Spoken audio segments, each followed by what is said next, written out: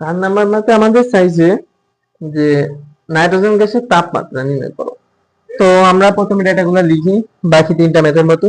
এখানে প্রথমে দেওয়া আছে ভি দেওয়া আছে তোমার 25 লিটার, ই দেওয়া আছে 1 অ্যাটমসফিয়ার, এন্ড এন এর ভ্যালু এখানে দেওয়া আছে 203 মোল। আর আমাদের চাইছে হচ্ছে তাপমাত্রা কত। তো ভাই এখানে দেখো, এখানে কিন্তু এন এর ভ্যালু দেওয়া আছে।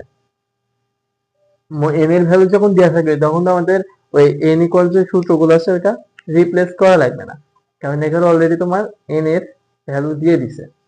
তো আমরা জাস্ট সূত্র অ্যাপ্লাই করলে এটা সলভ হয়ে যাচ্ছে যে পিভি ইকুয়াল টু এন আর টি। আমাদের চাইছে টেম্পারেচার, আমাদের পি মান 1, অ্যাটমসফিয়ারে যেহেতু আছে আমি 1ই রাখলাম, আর এটা লিটার এককে আছে তাই এটাকেও 25 বসাই দিলাম।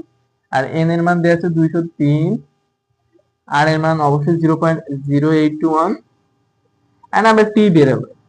তো এটা ক্যালকুলেশন করলে তোমার টি পেয়ে যাবা, টি এর মান পাবা কেলভিন স্কেলে, অবশ্যই কেলভিন স্কেলে পাবা। তো এটাই হচ্ছে তোমার অ্যান্সার। তো ভাইয়া এই ম্যাথ গুলা খুবই ইজি, এন্ড ইজি বলে স্কিপ করার দরকার নাই, কারণ এই রিলেটেড ম্যাথ আসলে ইজি। আমি যেহেতু প্রথম ম্যাথটা করেছিলাম, বাকিগুলো আমি বলছিলাম যে জাস্ট সূত্র বসাবা, মান বসাবা, আউটপুট পেয়ে যাবা। তারপরও ওই 4-5টা ম্যাথ সিলেক্ট করছি, তো ওই 4-5টা ম্যাথ করাবো যেন তোমাদের কোয়েশ্চেন ব্যাংক সলভ করতে সমস্যা না হয়। তো এবার আমরা 5 নম্বর ম্যাথটা করবো।